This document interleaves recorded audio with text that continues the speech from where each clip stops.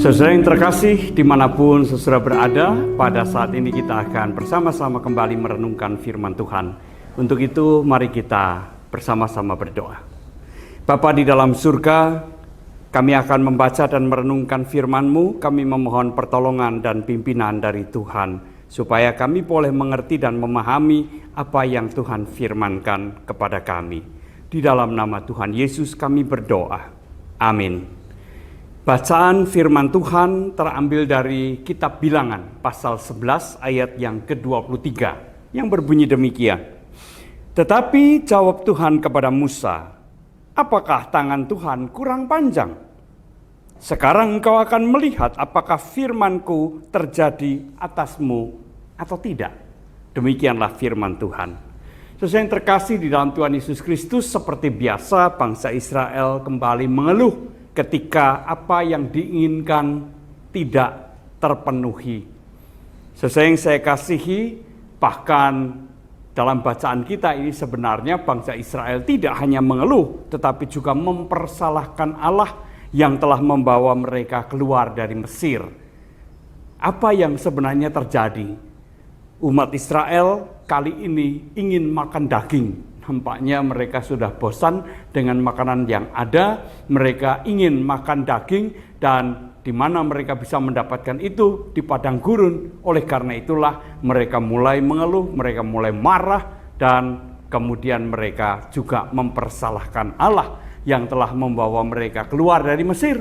Karena di Mesir mereka dapat makan daging sepuas-puasnya.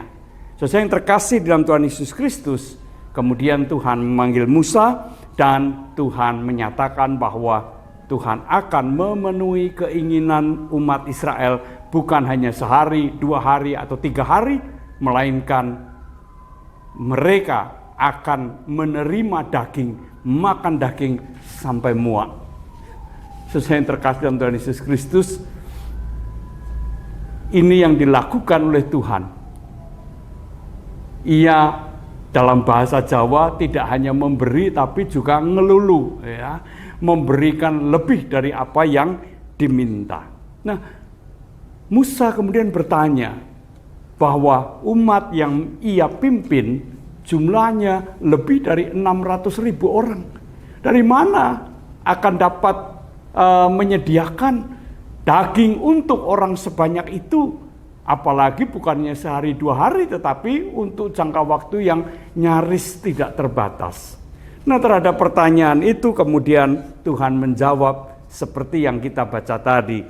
Apakah aku kurang berkuasa untuk melakukan apa yang aku firmankan? Kalau Tuhan sudah menyatakan firman-Nya, apakah Tuhan kemudian bingung sendiri? Apakah aku sanggup melakukannya? Dengan perkataan itu atau dengan pernyataan itu, Tuhan mau mengatakan bahwa Ia berkuasa untuk mewujudkan apa yang Ia katakan. Ia mampu, Ia berkuasa untuk mewujudkan apa yang difirmankannya. Saudara yang terkasih dalam Tuhan Yesus Kristus, dari firman Tuhan ini kita belajar hidup kadangkala memang berjalan tidak seperti yang kita harapkan. Tetapi janganlah kita gampang mengeluh, gampang marah, apalagi marah kepada Tuhan, mempersalahkan Tuhan, beranggapan bahwa semuanya ini, segala macam kesulitan, tantangan dan sebagainya, penyebabnya tidak lain adalah Tuhan. Tuhan yang membawa kita masuk ke dalam situasi kehidupan yang berat. Jangan kita meniru apa yang Israel sudah lakukan, karena itu sungguh tidak berkenan di hadapan Tuhan.